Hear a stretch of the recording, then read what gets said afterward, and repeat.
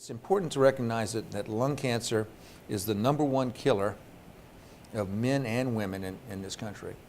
Breast cancer is the most common disease among women, but lung cancer is the cause of death, cancer-related death, of more women than breast cancer or any other cancer combined.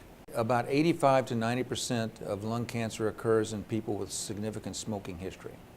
And by significant, we mean usually over 10 years of smoking regularly.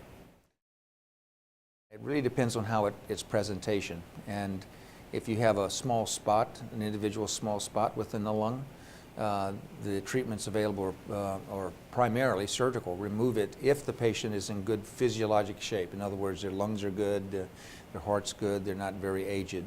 So if a patient has a simple spot on their lung, I would do surgery, and 95% of our surgery is minimally invasive with the television type approach, minimal ports, minimal incisions to accomplish removal of that tumor. If you have lymph gland involvement, then chemotherapy really becomes a primary focus of treatment. Surgery and radiation are secondary but very important aspects of care. When we look at lung cancer, at least half of patients that are diagnosed with their disease already have lymph gland spread or spread elsewhere, unfortunately.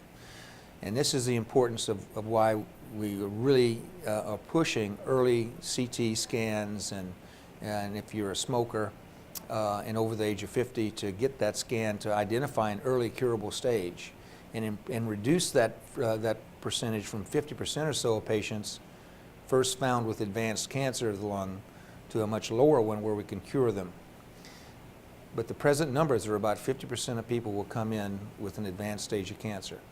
In that case, we're not going to be curing them. We know that what we're doing is trying to make meaningful extensions in quality of life, not only quality of life, but also time with us.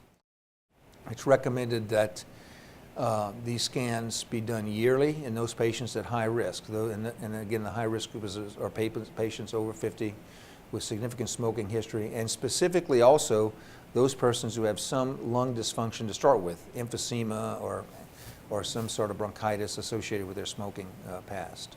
We're hoping that further use of these screening methods, just like we've reduced breast cancer mortalities with mammography, we've reduced colon cancer mortalities with the extended use of colonoscopy, and reduced cervical cancer with pap smears, that now we have a new avenue for helping, so very exciting times for us and for our patients.